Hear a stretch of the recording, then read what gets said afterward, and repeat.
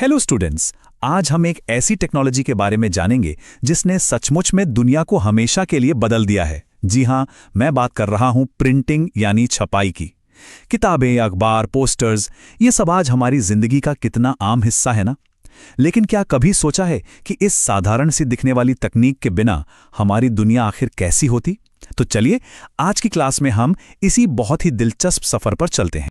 जरा इस तस्वीर को ध्यान से देखिए। ये साल 1495 की है, मतलब प्रिंटिंग प्रेस के आने से ठीक पहले के समय की।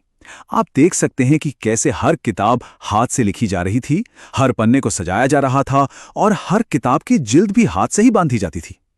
ये जो हाथ से लिखी किताबें थीं, जिन्हें कहते हैं, ये कला का एक बेहतरीन नमूना तो थीं, लेकिन इनको बनाना एक बहुत ही धीमा और महंगा काम था।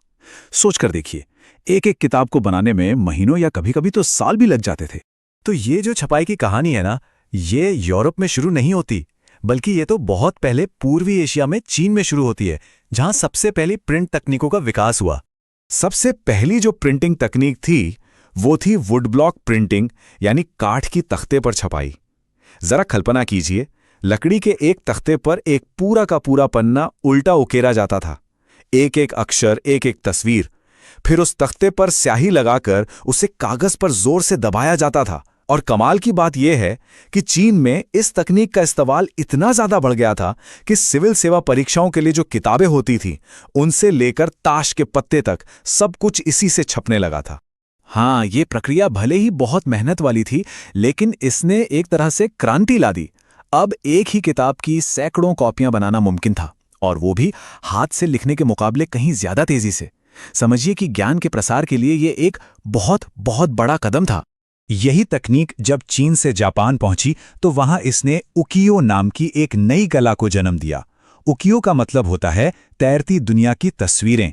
इन प्रिंट्स में शहरों की रोजमर्रा की जिंदगी, वहां के रंग और उसकी हलचल को बड़ी ही खूबसूरती से दिखाया जाता था। यानी प्रिंट ने कला को महलों से निकालकर आम लोगों तक पहुंचा दिया।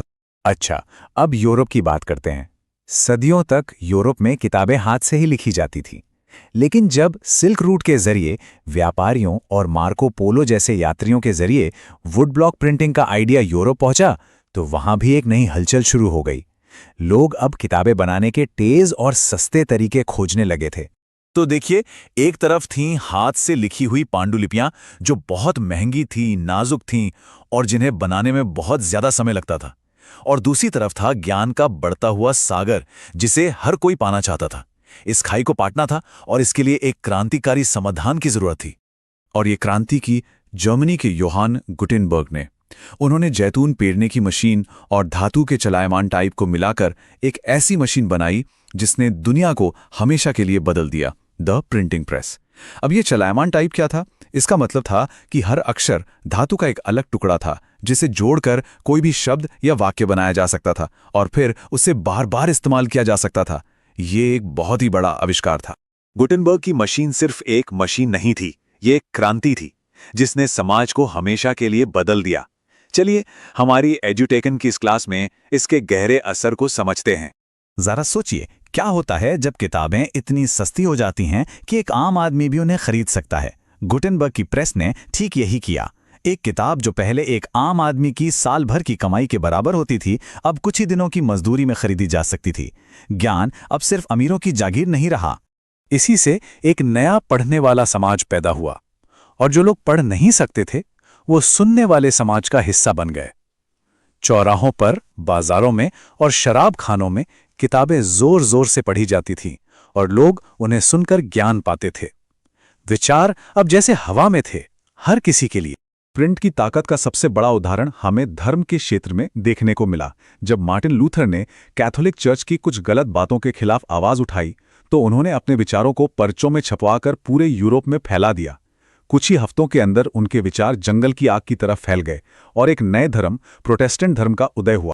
लेकिन प्रिंट का असर सिर्फ धर्म तक ही सीमित नहीं था। इसने यूरोप से लेकर भारत तक पूरी दुनिया में लोगों की रोजमर्रा की जिंदगी, उनकी संस्कृति और उनकी राजनीति को पूरी तरह से बदल कर रख दिया। ये तस्वीर प्रिंट की वैश्विक कहानी को एक ही फ्रेम में दिखाती है। एक तरफ देखिए यूरोप का विद्वान है जो प्रिंटेड किताबों से ज्ञान हासिल कर रहा है। दूसरी तरफ जापान का शहरी जीवन है जो उकियो प्रिंट्स में कैद है। और बीच में है औपनिवेशिक भारत का एक विज्ञापन जो ये दिखाता है कि कैसे प्रिंट ने पूरी दुनिया को एक दूसरे से जोड़ दिया था। तो अब हम भारत में प्रिंट की कहानी पर आते हैं। देखिए, 16वीं शताब्दी में पुर्तगाली ईसाई मिशनरी अपने धर्म का प्रचार करने के लिए भारत आए। वो अपने साथ एक नई तकनीक भी लाए, प्रिंटिंग प्रेस, जो सबसे पहले गोवा में लगाई गई।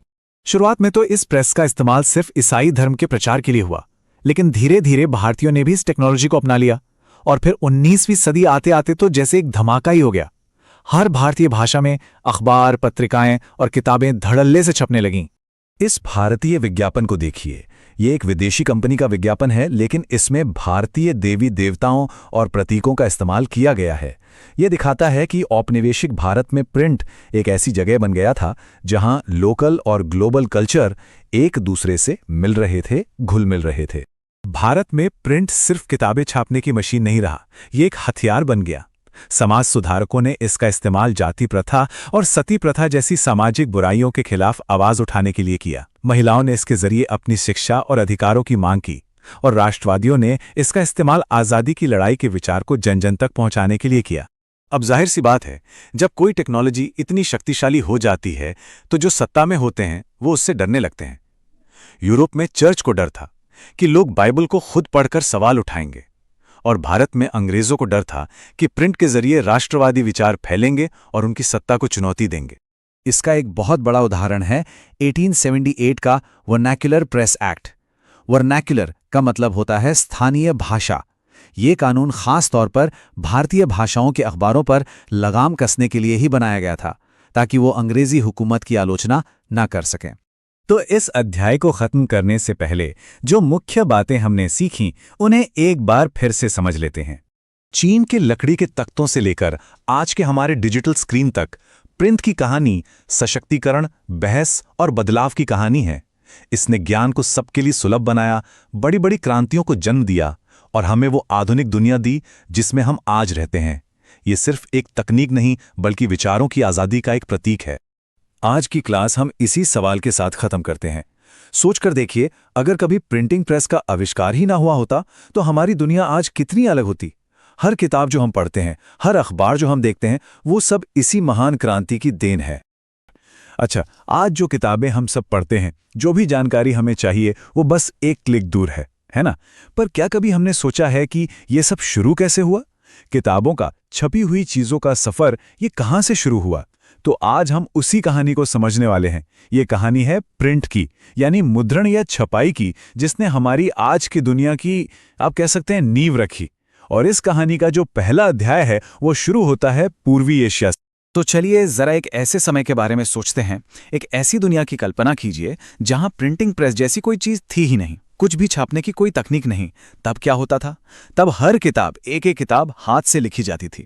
तो सोचिए जरा, किताबें बनती कैसे होंगी?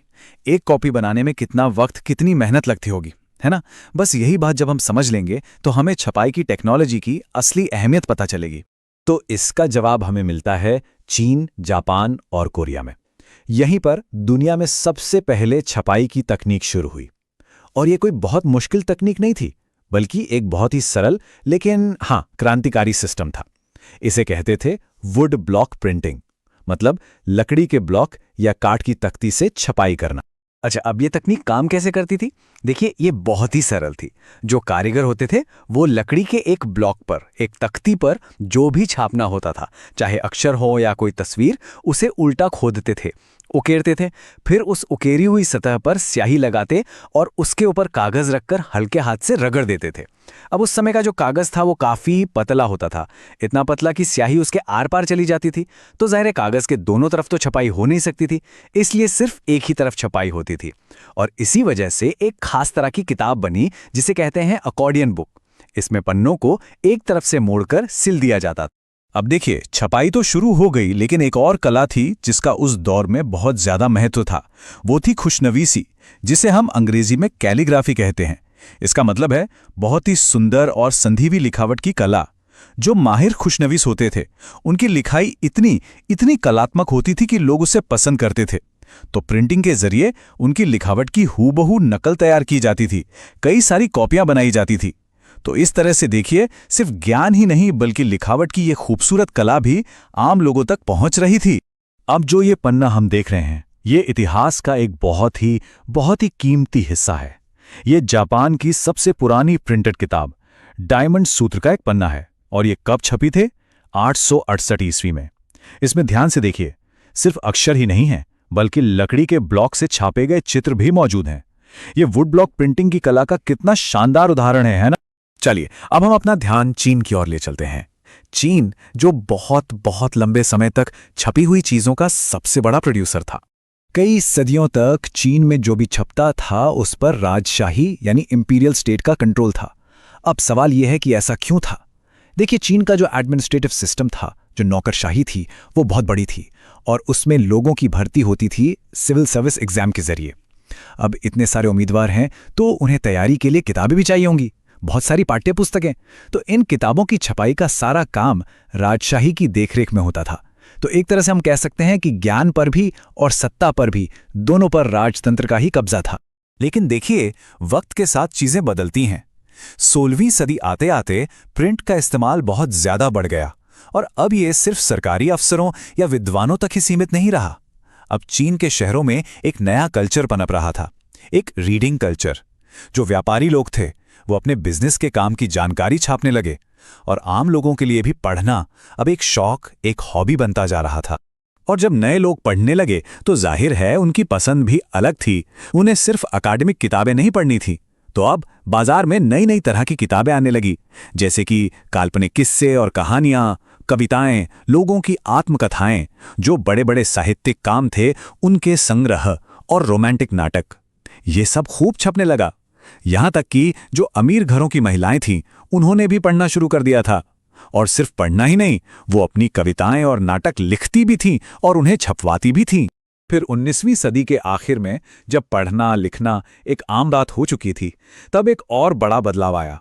अब चीन में पश्चिमी देशों का प्रभाव बढ़ रहा था, तो वो लोग अपने साथ अपनी मैकेनिकल प्रिंटिंग प्रेस लेकर आए और चीन में लगा दी। इसी के साथ शंघाई जो है वो प्रिंट कल्चर का एक नया सेंटर, एक नया हब बन गया। और चीन की जो सदियों पुरानी हाथ से छपाई की तकनीक थी, वो धीरे धीरे मैकेनिकल प्रिंटिंग के सामने पीछे हटने लगी। लेकिन हम जानते हैं कि टेक्नोलॉजी और नए आइडियाज ये कभी एक जगह रुके नहीं रहते। तो चीन से ये जो प्रिंट की क्रांति थी, ये समंदर पार करके जापान पहुंच गई। जैसा कि हम एडुटेकन की क्लास में अक्सर बात करते हैं कि कैसे विचारों के फैलने से ही इतिहास आगे बढ़ता है। तो चलिए अब देखते हैं कि जापान में इस टेक्नोलॉजी ने क्या शक्ल ली। तो हुआ ये कि लगभग 768 से 770 ईस्वी के आसपास चीन से कुछ बौद्ध मिशनरी यानी धर्म प्रचारक जापान आए। वो अपने साथ सिर्फ बौद्ध धर्म के विचार ही नहीं लाए, बल्कि हाथ से छपाई करने की ये कमाल की तकनीक भी लेकर आए। तो देखिए कितना दिलचस्प है कि धर्म के प्रचार ने अनजाने में ही एक टेक्नोलॉजी की क्रांति को भी जन्म दे दिया। ये जो हम देख रहे हैं, ये त्रिपिटक कोरियाना के वुड ब्लॉक्स हैं। ये असल में बौद्ध धर्म की पवित्र किताबों का एक बहुत बड़ा संग्रह है, जिसे 13वीं सदी में तैयार किया गया था। क्या आप अंदाजा लगा सकते हैं? इसे लगभग 80,000, जी हाँ 80,000 से ज्यादा लकड़ी की तख्तियों पर खोदा गया था। तो ये सिर्फ धर्म में आस्था का प्रतीक नहीं है, ये हमें ये भी दिखाता है कि उस जमाने में प्रिंटिंग का काम कितना बड़ा और कितना जरूरी प्रोजेक्ट माना जाता था। जापान में मध्यकाल तक आते आते प्रिंटिंग का काम बहुत फैल चुका था और उसमें काफी वैरायटी भी आ गई थी। किताबें अब सस्ती थीं और आसानी से मिल जाती थीं। अब सिर्फ कवियों या लेखकों की किताबें ही नहीं छपती थीं, बल्कि महिलाओं के लिए खास तौर पर, जैसे शिष्टाचार यानी मैनर्स पर, संगीत पर, खाना बनाने की विधियों पर, ऐसे न जाने कितने विषयों पर अनगिनत किताबें छपती थीं। तो चलिए अब समय में थोड़ा और आगे चलते हैं, 18वीं सदी के आखिरी दौर के जापान में, और खास तौर पर वहां के शहरों को देखते हैं, जैसे एदो, जिसे आज हम टोक्यो के नाम से जानते हैं। देखते हैं कि वहां का प्रिंट कल्चर कितना जीवंत, कितना वाइब्रेंट था। देखिए, एदो जैसे बड़े शहरों में उस समय एक अलग ही तरह का शहरी जीवन था, जहां चाय घर थे, कलाकार थे, तवाइफें थे, एक बहुत ही रंगीन दुनिया। और हाथ से छपी हुई इन तस्वीरों और किताबों ने क्या किया? उन्होंने इस दुनिया के दरवाजे आम लोगों के लिए भी खोल दिए। अब कोई भी इन किताबों के जरिए उस शहरी जीवन की एक झलक पा सकता था। ये जो तस्वीर है, ये उकियो आर्ट का एक बहुत ही खूबसूरत उदाहरण है। इसे बनाया था कितागावा उतामारो ने। उकियो का मतलब होता है तैरती दुनिया के चित्र। मतलब जो शहरी जीवन के रोजमर्रा के पल होते थे, उन्हें बड़ी खूबसूरती से इन तस्वीरों में कैद किया जाता था। उतामारो जैसे कलाकारों की यही खासियत थी कि उन्होंने आम जिंदगी को अपनी कला का सब्जेक्ट बनाया और उनकी ये कला इतनी मशहूर हुई कि ये जापान से निकलकर यूरोप और अमेरिका तक पहुंच गई। अब इस तस्वीर को देखिए। ये शुनमन कुबो की बनाई पेंटिंग है जो हमें सीधे 18वीं सदी के जापान की एक किताबों की दुकान के अंदर ले जाती है। जरा देखिए तो दुकान में कितनी भीड़ है और कितनी तरह तरह की किताबें रखी हुई हैं। सच में ऐसी तस्वीरें इतिहास को एकदम जिंदा कर देती हैं, है ना? इनसे साफ पता चलता है कि उस जमाने में पढ़ना लिखना कितना कॉमन, कितना आम हो गया था। तो इन सब बातों से एक चीज तो बिल्कुल साफ हो जाती है, वो ये कि प्रिंटिंग ने सिर्फ लिखे हुए शब्दों को ही नहीं फैलाया, बल्कि उसने एक बहुत ही रिच विजुअल कल्चर यानी एक समृद्ध दृश्य संस्कृति को भी जन्म दिया। लाइब्रेरीज और किताबों की दुकानें हर तरह के टॉपिक पर हाथ से छपे किताबों और तस्वीरों से भरी रहती थीं, और इन चीजों ने कला, मनोरंजन और जानकारी सबको आम लोगों की पहुंच में ला दिया था। तो कुल मिलाकर आज हमने क्या समझा? हमने देखा कि कैसे लकड़ी के कुछ ब्लॉक्स ने, एक साधारण सी तकनीक ने पूर्वी एशिया में ज्ञान, कला और संस्कृति को कुछ गिने चुने लोगों के हाथों से निकालकर आम जनता तक पहुंचा दिया। यह सिर्फ जानकारी का फैलना नहीं था, यह समाज को बदलने वाली एक बहुत बड़ी शुरुआत थी।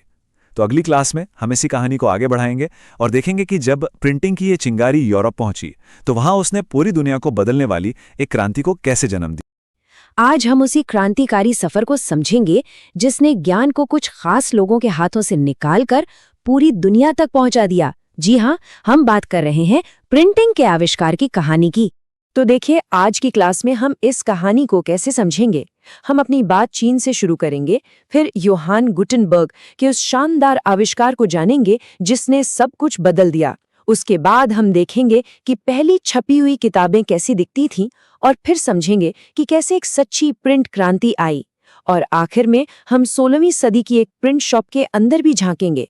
तो चलिए सबसे पहले ये समझते हैं कि छपाई का ये जो आइडिया था, ये टेक्नोलॉजी थी, वो आखिर चीन से निकलकर यूरोप तक पहुंची कैसे। देखिए, सब कुछ शुरू हुआ एक बहुत ही बुनियादी चीज से, और वो था कागज।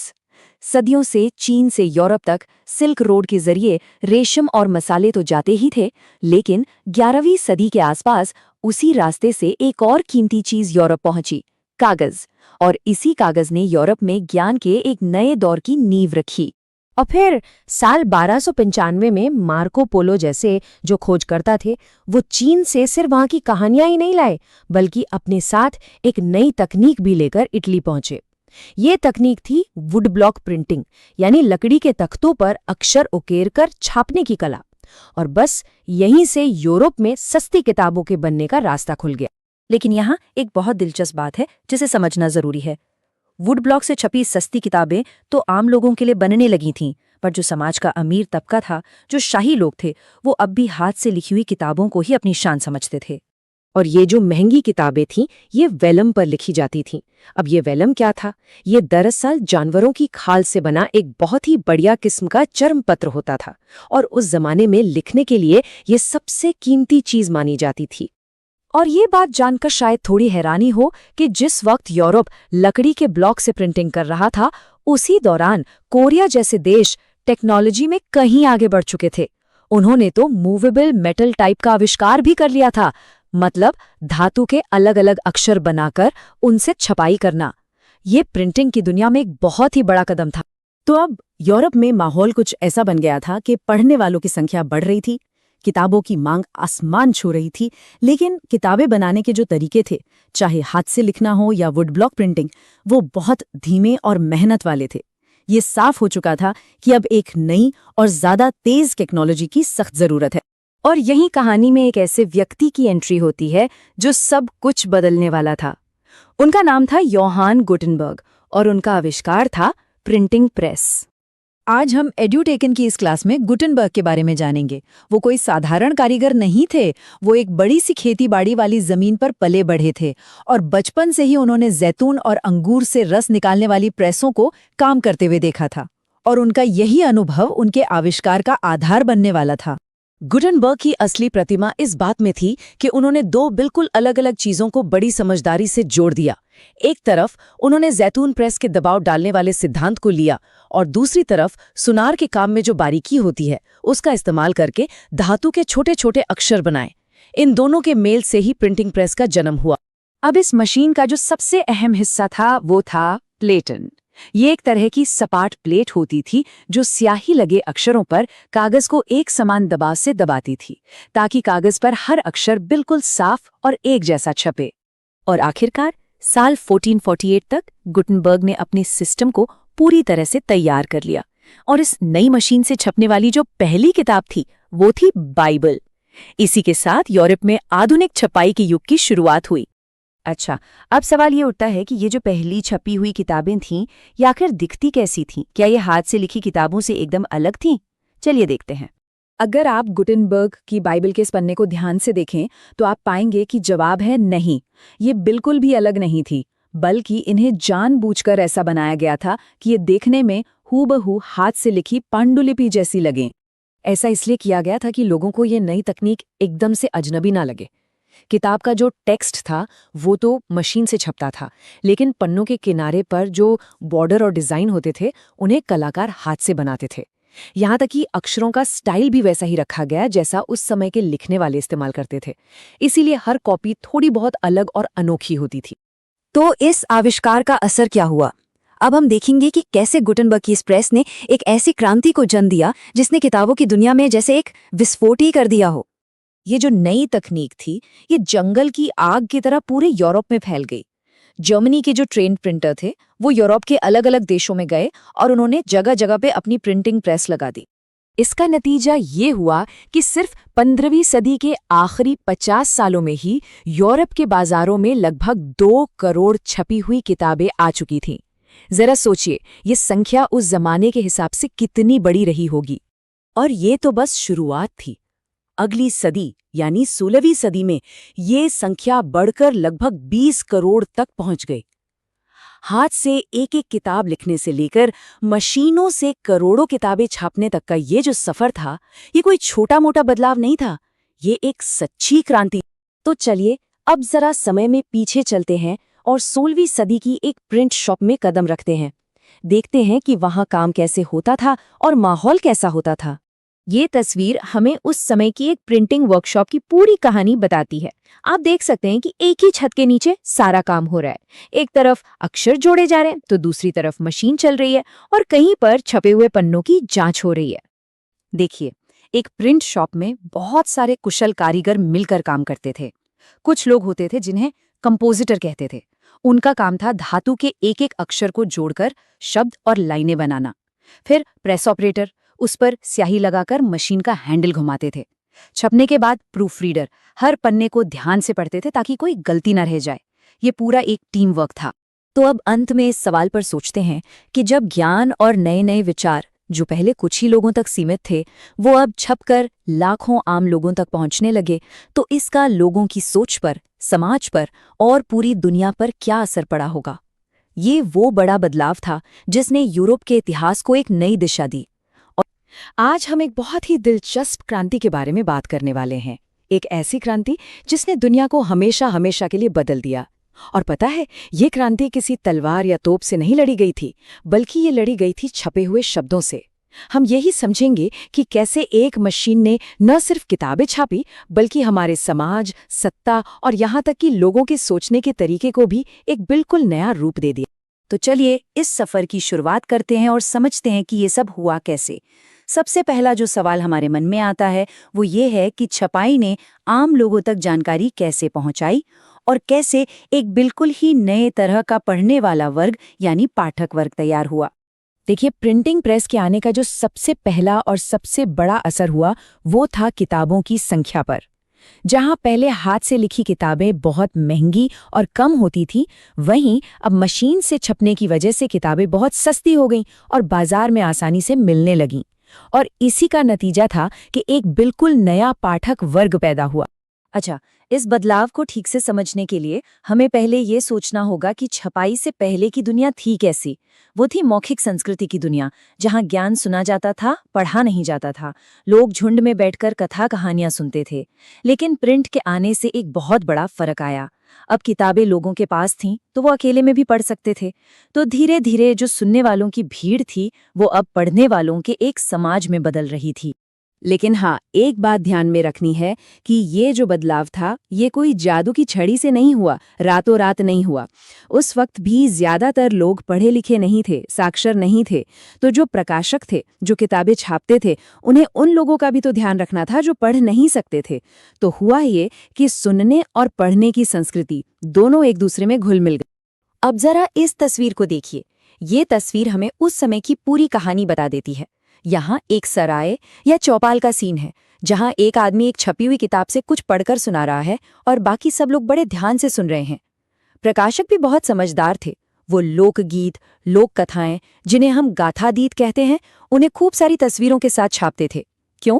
ताकि जब इन्हें ऐसी जगहों पर पढ़कर सुनाया जाए तो जो लोग पढ़ नहीं सकते वो भी तस्वीरों को देखकर कहानी का मजा ले सके, उसे समझ सकें। तो बार बार ये शब्द आ रहा है, गाथा गीत। चलिए समझ लेते हैं कि आखिर ये होता क्या है। गाथा गीत, जिसे अंग्रेजी में बैलेड कहते हैं, वो एक तरह की लोक कथा या कोई ऐतिहासिक कहानी होती है जिसे कविता के रूप में लिखा जाता है और इसे अक्सर गाया जाता है या फिर सुनाया जाता है। उस समय ये मनोरंजन का और जानकारी फैलाने का एक बहुत ही पॉपुलर तरीका था। अब सोचिए, जब विचार इतनी आसानी से, इतनी तेजी से दूर दूर तक फैलने लगे तो क्या सब लोग खुश होंगे? नहीं, बिल्कुल नहीं। जाहिर सी बात है, जो लोग सत्ता में थे, जो बड़े बड़े धर्मगुरु थे, राजा थे, उन्हें ये बात पसंद नहीं आई। उन्हें इस नई तकनीक से, इस प्रिंट से डर लगने लगा। ये जो तस्वीर आप देख रहे हैं, ये 16वीं सदी की एक प्रिंटर की वर्कशॉप या दुकान है। और ये कोई मामूली जगह नहीं थी। आप कह सकते हैं कि ये वो जगह थी जहां नए नए विचार पैदा हो रहे थे, उन्हें शक्ल दी जा रही थी। यहीं पर शब्दों को जोड़ा जाता था, स्याही लगाकर कागज पर छापा जाता था और फिर हजारों कॉपियां बनाकर दुनिया में भेज दी जाती थी। और यहीं से समाज में नई नई बहसों के दरवाजे खुल रहे थे। तो डर किस बात का था? डर था धर्मगुरुओं को, राजा महाराजाओं को, और तो और कई विद्वानों और कलाकारों को भी ये चिंता होने लगी कि अगर जो कुछ भी छप रहा है उस पर कोई कंट्रोल नहीं रहा तो क्या होगा। उन्हें डर था कि कहीं लोगों में बागी, विद्रोही और धर्म के खिलाफ विचार न फैल जाएं, और अगर ऐसा हुआ तो जो पुरानी व्यवस्था है, जो सत्ता है, वो तो खतरे में पड़ जाएगी। और देखिए, उनका ये डर एक तरह से सच भी साबित हुआ। साल था 1517। एक धर्म सुधारक थे, मार्टिन लूथर। उन्होंने रोमन कैथोलिक चर्च में जो गलत प्रथाएं थीं, उनकी आलोचना करते हुए अपनी 95 थीसिस लिखीं। और फिर क्या हुआ? इसकी एक छपी हुई कॉपी जर्मनी के विटनबर्ग शहर के एक चर्च के दरवाजे पर लगा दी गई। बस फिर तो जैसे आग लग गई। देखते ही देखते इसकी हजारों कॉपियां छपकर पूरे जर्मनी में फैल गईं और इसी एक घटना ने चर्च के अंदर एक बहुत बड़े विभाजन की नींव रख दी। लूथर को खुद भी इस बात का पूरा एहसास था कि प्रिंटिंग कितनी बड़ी ताकत है।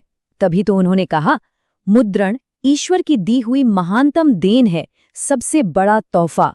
वो ये मानते थे कि इसी छपाई की तकनीक ने उनके विचारों को आम लोगों तक पहुंचाया और एक बड़े सुधार के लिए माहौल तैयार किया। और लूथर के इन्हीं छपे हुए लेखों ने एक बहुत बड़े आंदोलन को जन्म दिया, जिसे हम इतिहास में प्रोटेस्टेंट धर्म सुधार के नाम से जानते हैं। ये 16वीं सदी का एक ऐसा आंदोलन था जिसने यूरोप में ईसाई धर्म को हमेशा के लिए 2 हिस्सों में बांट दिया और प्रोटेस्टेंट चर्च की स्थापना हुई। और इस सब के पीछे सबसे बड़ी ताकत थी प्रिंट।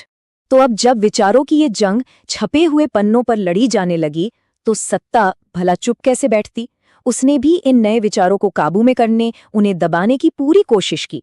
जैसा कि हम एड्यूटेकन की अपनी क्लास में अक्सर डिस्कस करते हैं, इतिहास में हमेशा एक्शन का एक रिएक्शन होता है। इस बात को समझने के लिए एक बहुत ही दिलचस्प कहानी है मिनोकियो की। मिनोकियो 16वीं सदी में इटली का एक मामूली किसान था। उसे जो भी किताबें मिली उसने उन सबको पढ़ डाला और उन किताबों के आधार पर उसने बाइबल का एक बिल्कुल नया मतलब निकालना शुरू कर दिया। उसने ईश्वर और दुनिया की रचना के बारे में ऐसे विचार बनाए जो उस समय के रोमन कैथोलिक चर्च की सोच से बिल्कुल अलग थे। तो चर्च ने मिनोकियो के इन विचारों को क्या कहा? उन्हें कहा गया धर्म विरोधी या हेरेटिकल। अब ये धर्म विरोधी होता क्या है? इसका मतलब है ऐसी कोई भी सोच या मान्यता जो चर्च के तय किए गए सिद्धांतों के खिलाफ जाती हो, और उस जमाने में ऐसे विचारों को बहुत ही खतरनाक माना जाता था। अच्छा, तो ऐसे धर्म विरोधी माने जाने वाले विचारों को कुचलने के लिए रोमन चर्च के पास एक बहुत ही शक्तिशाली हथियार था। एक संस्था थी जिसका नाम था इंक्विजिशन। ये एक तरह की धार्मिक अदालत थी जिसका काम ही यही था कि वो ऐसे लोगों को ढूंढे, उन पर मुकदमा चलाएं और उन्हें सजा दें। मिनोकियो को भी इसी इंक्विजिशन ने 2 बार पकड़ा और आखिर में उसे मौत की सजा दे दी। मिनोकियो जैसे मामलों से चर्च बुरी तरह घबरा गया। उसे लगा कि अब पानी सर से ऊपर जा रहा है। तो उन्होंने क्या किया? उन्होंने प्रकाशकों और किताबें बेचने वालों पर कड़े नियम लगा दिए और 1558 से तो उन्होंने बाकायदा प्रतिबंधित किताबों की एक लिस्ट बनानी शुरू कर दी, जिसे इंडेक्स ऑफ प्रोहिबिटेड बुक्स कहा जाता था। मकसद साफ था, लोगों तक गलत विचार पहुंचने ही ना दिए जाएं। और मजे की बात यह है कि ये डर सिर्फ चर्च को ही नहीं था।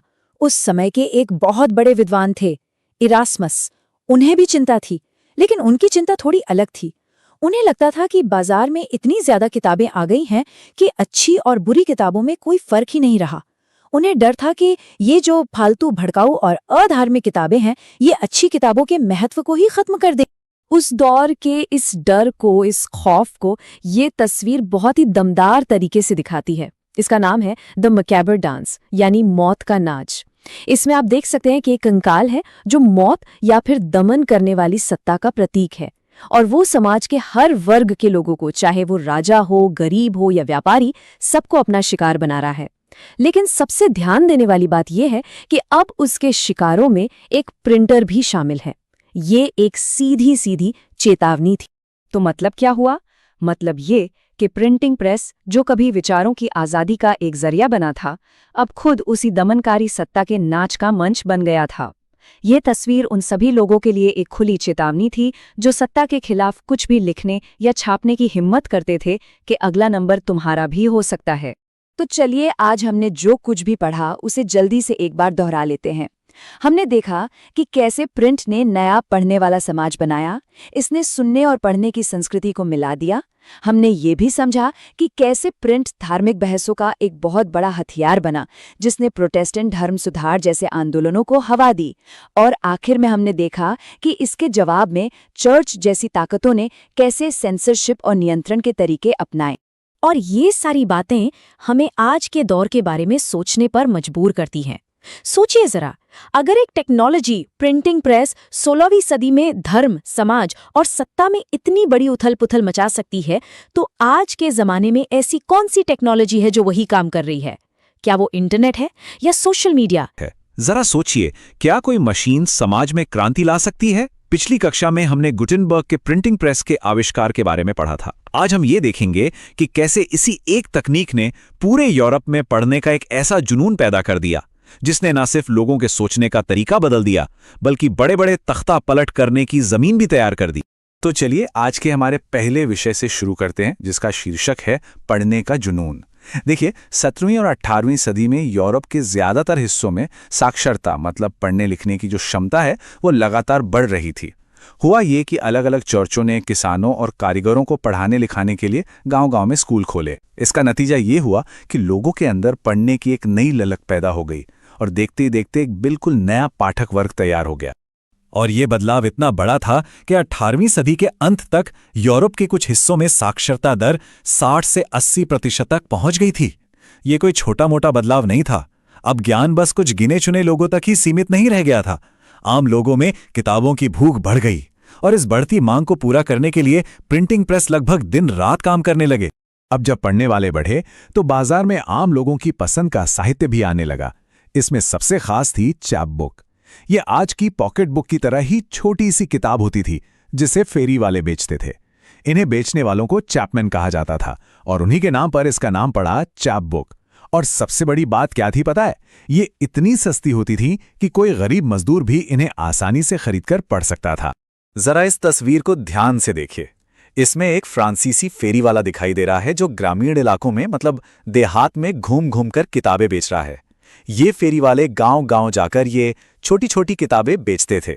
इसी वजह से छपाई की पहुंच शहरों से निकलकर दूर दराज के गांव तक हो गई।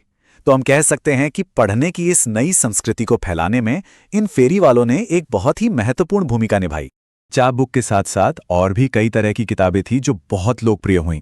एक तरफ तो थे पंचांग या एल्मेनाक, जो लोगों को चांद सूरज की गति और खेतीबाड़ी से जुड़ी रोजमर्रा की जानकारी देते थे। वहीं दूसरी तरफ मनोरंजन के लिए लोक गाथाओं और लोक गीतों की किताबें भी खूब बिकती थीं।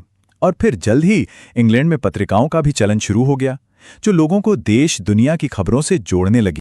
ये किताबें आम लोगों के लिए कितनी ज़रूरी हो गई थीं, इसका अंदाज़ा फ्रांस के एक कारीगर जेरोम लाफोंटेन के इस बात से लगता है। उन्होंने कहा था, काम के दिन के बाद मैं इन्हें पढ़ने की इतनी लालसा रखता था मानो ये मेरे लिए सब कुछ हों। ये शब्द दिखाते हैं कि पढ़ना अब सिर्फ कोई काम की बात नहीं रह गई थी, बल्कि ये लोगों की जिंदगी का एक सुकून भरा और भावनात्मक हिस्सा बन चुका था। और जब किताबें लोगों के लिए इतनी खास बन गईं, तो धीरे धीरे लोगों को ये विश्वास होने लगा कि ये सिर्फ मनोरंजन का साधन नहीं है। 18वीं सदी के मध्य तक आते आते ये सोच बहुत मजबूत हो गई कि किताबें दुनिया बदल सकती हैं। लोगों को ये लगने लगा कि छपे हुए शब्द समाज को तानाशाही और अंधविश्वास से आजाद कराकर तर्क और ज्ञान का एक नया दौर लेकर आएंगे। इसी आत्मविश्वास को फ्रांसीसी उपन्यासकार लुईस सेबेस्टियन मर्सियर ने अपने एक उपन्यास में जाहिर किया। उन्होंने ऐलान किया कि छापाखाना प्रगति का सबसे ताकतवर औजार है और इससे जो जनमत की आंधी बन रही है उसमें निरंकुशवाद उड़ जाएगा। उन्होंने लिखा, कांपो, इसलिए दुनिया के निरंकुश शासकों, आभासी लेखक के आगे कांपो। उनका मानना था कि कलम की ताकत यानी छपाई की ताकत के आगे बड़े बड़े तानाशाह भी कांप उठेंगे। अब यहां पर निरंकुशवाद शब्द को समझना जरूरी है। इसका मतलब होता है राज करने का एक ऐसा सिस्टम जिसमें सारी की सारी शक्ति किसी एक व्यक्ति या संस्था के हाथ में हो और उस पर कोई भी कानूनी या संवैधानिक रोक-टोक ना हो। मर्सिये जैसे चिंतक इसी व्यवस्था को ज्ञान के प्रकाश से खत्म करना चाहते थे। तो अब सवाल ये उठता है कि क्या छपाई का और फ्रांसीसी क्रांति का कोई सीधा संबंध था? कई इतिहासकारों का मानना है कि हां, बिल्कुल था। प्रिंट कल्चर ने ही क्रांति के लिए जमीन तैयार की थी। लेकिन यह हुआ कैसे? इसे समझने के लिए चलिए 3 मुख्य तर्कों को देखते हैं जो इतिहासकार देते हैं। जैसा कि हम देख सकते हैं, इसके 3 मुख्य कारण बताए जाते हैं। पहला, प्रिंट ने नए विचारों को दूर दूर तक फैलाया। दूसरा, इसने लोगों को आपस में बहस करना सिखाया। और तीसरा, इसने लोगों को राजशाही पर सवाल उठाने का मौका और हिम्मत दी। चलिए अब इन तीनों पॉइंट्स को एक एक करके जरा विस्तार से समझते हैं। पहला और सबसे सीधा तर्क ये है कि प्रिंट के जरिए ही वोल्टेयर और रूसो जैसी विचारकों की बातें आम लोगों तक पहुंची। इन लेखकों ने अपनी किताबों में हर परंपरा, हर अंधविश्वास और हर तरह की तानाशाही पर सवाल उठाए। उन्होंने कहा कि किसी भी बात को सिर्फ इसलिए मत मानो क्योंकि वो हमेशा से होती आई है, बल्कि उसे तर्क और अपनी बुद्धि की कसौटी पर परखो। उनकी इन बातों ने लोगों के लिए सोचने की एक नई दुनिया के दरवाजे खोल दिए। दूसरा तर्क यह है कि छपाई ने बहस की एक नई संस्कृति को जन्म दिया। अब लोग कॉफी हाउस और सैलून जैसी जगहों पर बैठकर छपी हुई बातों पर खुलकर चर्चा करने लगे थे। हर पुराने नियम और मान्यता पर खुलेआम सवाल उठाए जाने लगे। एक तरह से कह सकते हैं कि एक नई पब्लिक या सार्वजनिक दुनिया बन रही थी, जहां से ही सामाजिक क्रांति के नए नए विचार निकलकर सामने आए। और तीसरा तर्क यह है कि 1780 के दशक तक आते आते ऐसे साहित्य की बाजार में जैसे बाढ़ आ गई थी, जिसमें राजशाही और उसकी नैतिकता का मजाक उड़ाया गया था। इस दौरान छपे कार्टूनों और व्यंग चित्रों में अक्सर ये दिखाया जाता था कि आम जनता यानी किसान और मजदूर तो मुश्किलों में जी रहे हैं, जबकि राजा और उसके दरबारी ऐशो आराम और भोग विलास में डूबे हुए हैं। इस तरह के साहित्य ने लोगों के मन में राजशाही के खिलाफ गुस्सा भरने का काम किया।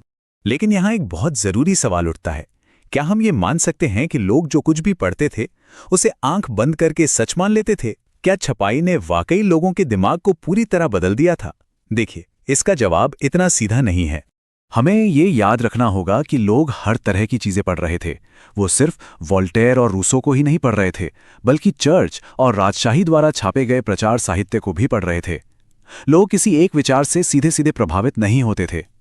वे पढ़ी हुई बातों को स्वीकार भी करते थे और कुछ को नकारते भी थे, और हर चीज का मतलब वो अपने अनुभव और अपने विश्वासों के आधार पर निकालते थे।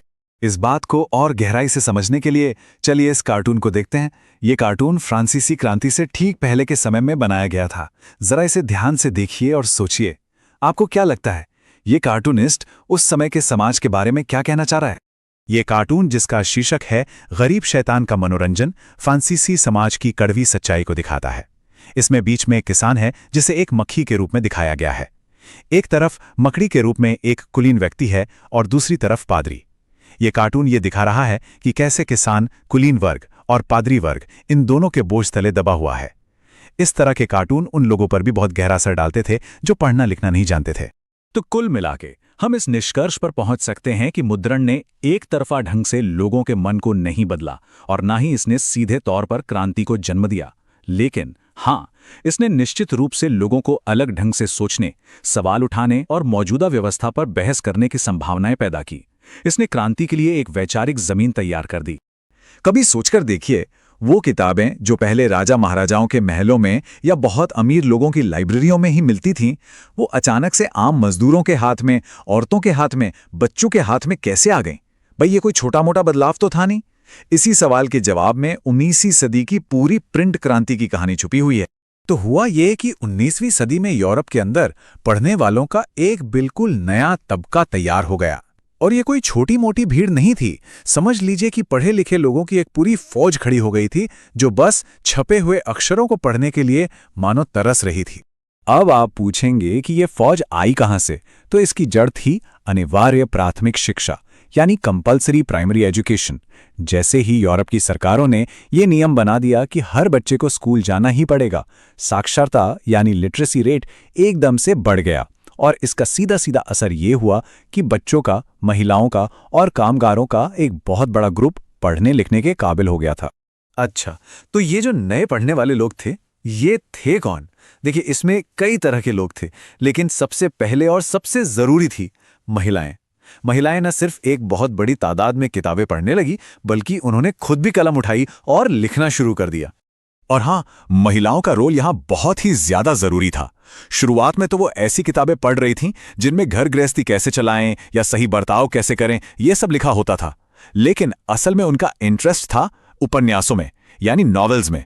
और इसी दौर में Jane Austen, Brontë sisters, George Eliot, ये सब महान लेखिकाएं सामने आईं। और जानते हैं इनके लिखने से क्या हुआ?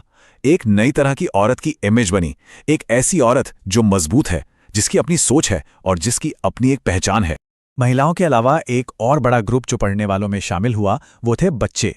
अब पब्लिशर्स को भी ये बात समझ आ गई थी कि बच्चों के लिए भी एक मार्केट है। उन्होंने खास तौर पर बच्चों के लिए साहित्य छापने पर जोर देना शुरू कर दिया। यहाँ तक कि 1857 में फ्रांस में तो एक प्रेस सिर्फ और सिर्फ बच्चों की किताबें छापने के लिए ही खोला गया था, सोचिए। और ये प्रेस नई नई कहानियों के साथ साथ पुरानी लोक कथाएं, परियों की कहानियां, ये सब छापता था। इससे बच्चों की इमेजिनेशन को, उनकी कल्पना को जैसे नए पंख ही लग। लेकिन एक सवाल अभी भी है, मजदूर और गरीब तबके के लोग किताबें कैसे पढ़ते? क्योंकि किताबें अभी भी महंगी तो थीं ही। तो इसका एक हल निकला लेंडिंग लाइब्रेरियों से, यानी ऐसे पुस्तकालय जहां से आप किराए पर किताबें ले सकते थे। वैसे तो ये लाइब्रेरियां 17वीं सदी से थीं, पर 19वीं सदी में ये मजदूरों, कारीगरों और लोअर मिडिल क्लास के लोगों को पढ़ाने लिखाने का एक बहुत बड़ा जरिया बन गई। और इसका एक बहुत अच्छा उदाहरण है ये पेनी मैगजीन का कवर पेज है। अब इसके नाम से ही पता चल रहा है, पेनी मैगजीन मतलब इसकी कीमत सिर्फ 1 पेनी थी, बहुत ही सस्ती। और इसे बनाया ही खास तौर पर मजदूर वर्ग के लिए गया था, ताकि उन तक काम का ज्ञान पहुंच सके। तो अब आप समझ सकते हैं कि प्रिंटिंग सिर्फ मनोरंजन के लिए नहीं थी, ये शिक्षा और ज्ञान फैलाने का एक जबरदस्त जरिया बन रही थी। उस दौर के लोगों में पढ़ने की कितनी ललक थी, इसे समझने के लिए यॉर्कशायर के एक मैकेनिक थॉमस वुड की बात सुनते हैं। वो कहते हैं कि लंबे समय तक पेनी मैगजीन ही मेरी साथी थी। उसका कागज और छपाई तो बर्दाश्त के बाहर थे, लेकिन मुझे उससे पढ़ने की इतनी भूख थी। सोचिए, ये शब्द हमें बताते हैं कि उस जमाने के आम लोगों में ज्ञान के लिए कितनी जबरदस्त प्यास थी। तो आप देखिए, एक तरफ तो पढ़ने वालों की डिमांड लगातार बढ़ रही थी, तो जाहिर है इस डिमांड को पूरा करने के लिए छपाई की टेक्नोलॉजी में भी सुधार करना ही पड़ता। और हुआ भी यही। 19वीं सदी के आखिर तक आते आते प्रिंटिंग टेक्नोलॉजी में कई बड़े बड़े, आप कह सकते क्रांतिकारी बदलाव आए। इस पूरे डेवलपमेंट को हम कुछ स्टेप्स में समझ सकते हैं। सबसे पहले 19वीं सदी के बीच में न्यूयॉर्क के रिचर्ड एम हो ने एक पावर से चलने वाली सिलिंड्रिकल प्रेस बनाई। इससे छपाई की स्पीड कई गुना बढ़ गई। फिर सदी के अंत में आया ऑफसेट प्रेस। इसकी खासियत ये थी कि ये एक साथ 6 रंगों में प्रिंट कर सकता था, मतलब अब रंगीन तस्वीरें छापना मुमकिन हो गया था। और फिर 20वीं सदी की शुरुआत होते होते तो बिजली से चलने वाले प्रेस आ गए, जिन्होंने छपाई की रफ्तार को और भी ज्यादा तेज कर दिया। आपको अंदाजा है कि रिचर्ड एम हो की वो सिलिंड्रिकल प्रेस थी, वो कितनी पावरफुल थी। वो 1 घंटे में 8000 शीट छाप सकती थीं। सोचिए, 8000! उस जमाने के हिसाब से ये स्पीड तो अविश्वसनीय थी, बिल्कुल अनबिलीवेबल। इसी की वजह से किताबों और अखबारों का प्रोडक्शन कई गुना बढ़ गया। लेकिन बात सिर्फ प्रेस की मशीन तक ही नहीं रुकी थी। प्रिंटिंग से जुड़ी हर चीज में सुधार हो रहा था। कागज की क्वालिटी बेहतर हो गई थी, प्रिंटिंग के लिए जो प्लेट्स इस्तेमाल होती थीं वो नई टेक्नोलॉजी से बनने लगी थीं, और ऑटोमेटिक पेपर रील जैसी नई चीजों ने तो पूरे प्रिंटिंग प्रोसेस को ही बदल कर रख दिया। तो अब सिचुएशन क्या है? हमारे पास पढ़ने वाले लोग भी बहुत हैं और तेजी से किताबें छापने की टेक्नोलॉजी भी है। लेकिन अब पब्लिशर्स के सामने एक नई प्रॉब्लम थी कि भाई, इतनी सारी किताबें जो छप रही हैं, इनको बेचा कैसे जाए? और इसी के लिए उन्होंने मार्केटिंग के बिल्कुल नए तरीके अपनाए। इनमें से एक बहुत ही सक्सेसफुल आइडिया था धारावाहिक उपन्यास, या जिसे हम सीरियलाइज्ड नॉवेल्स कहते हैं। इसमें होता यह था कि पब्लिशर पूरी नॉवल एक साथ नहीं छापते थे, बल्कि उसे किस्तों में, मतलब पार्ट्स में, किसी मैगजीन में छापते थे। और हर पार्ट ऐसी जगह पर खत्म होता था कि पढ़ने वाला बेचैन हो जाता था कि भाई आगे क्या होगा, और इसी चक्कर में वो मैगजीन का अगला इशू खरीदने पर मजबूर हो जाता था। आपको पता है, चार्ल्स डिकेंस की कई फेमस नॉवेल्स इसी तरह से पब्लिश हुई थी। एक और बड़ी मजेदार स्ट्रैटेजी थी सस्ती किताबों की सीरीज निकालना। जैसे 1920s के दशक में इंग्लैंड में शिलिंग सीरीज बहुत चली। इसका सीधा सा मकसद था कि जो पॉपुलर किताबें हैं उन्हें सस्ते में बेचा जाए, ताकि आम आदमी भी उन्हें आसानी से खरीद सके। ये एक सोची समझी चाल थी किताबों के मार्केट को और बड़ा करने की। अब जरा इस तस्वीर को देखिए। ये 1874 के इंग्लैंड के एक रेलवे स्टेशन की है। आप देख सकते हैं कि दीवारों पर, खंभों पर हर जगह एडवर्टाइजमेंट यानी विज्ञापन लगे हुए हैं। और मजे की बात यह है कि इन विज्ञापनों में सिर्फ साबुन या चाय नहीं बिक रही, किताबें भी बिक रही हैं। इससे साफ पता चलता है कि प्रिंट अब लोगों की रोज की जिंदगी का हिस्सा बन चुका था, और किताबों को भी किसी दूसरे सामान की तरह ही मार्केट किया जा रहा था। और इसके बाद आया एक और बड़ा मोड़, पेपर बैक क्रांति। हुआ ये कि 1930s के दशक में जब महामंदी आई, ग्रेट डिप्रेशन, तो लोगों के पास पैसे की बहुत कमी हो गई। अब पब्लिशर्स को लगा कि हमारी किताबों की बिक्री तो घट जाएगी, तो इस प्रॉब्लम का हल निकालने के लिए उन्होंने किताबों के सस्ते पेपरबैक एडिशन छापने शुरू किए। और हाँ, इसी दौर में किताबों पर जो डस्ट कवर या बुक जैकेट लगाने का चलन शुरू हुआ, वो भी एक बड़ा इनोवेशन था। तो अब तक हमने जितनी भी बातें की, उनसे एक चीज तो साफ है कि ये सारी चीजें एक दूसरे से जुड़ी हुई थीं। चलिए इन सारे डॉट्स को कनेक्ट करते हैं और पूरी कहानी को एक बार शॉर्ट में समझते हैं। तो देखिए, ये एक पूरी चेन थी। चेन शुरू कहां से हुई? अनिवार्य शिक्षा से। इससे क्या हुआ? लाखों नए पढ़ने वाले लोग तैयार हो गए। अब इस नई डिमांड ने क्या किया? प्रिंटिंग टेक्नोलॉजी में नए इनोवेशन को जन्म दिया।